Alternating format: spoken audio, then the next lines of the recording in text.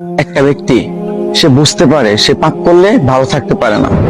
সে চায় সে আর পাপ করবে না, সে চায় আল্লাহর পথে যেতে, সে চায় 5 ওয়াক্ত নামাজ পড়তে, সে চায় ভালো মানুষের মতো থাকতে,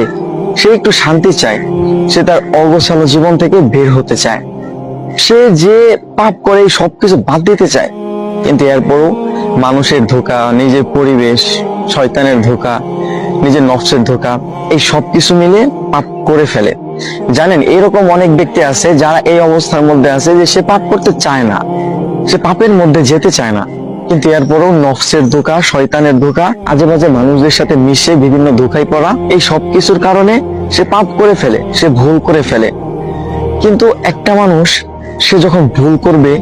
আবার তওবা করবে, আবার ভুল করবে আবার তওবা করবে, এই মানুষটা যদি এইভাবে চালায় যাইতে থাকে এবং একটা সময় গিয়ে হয়তো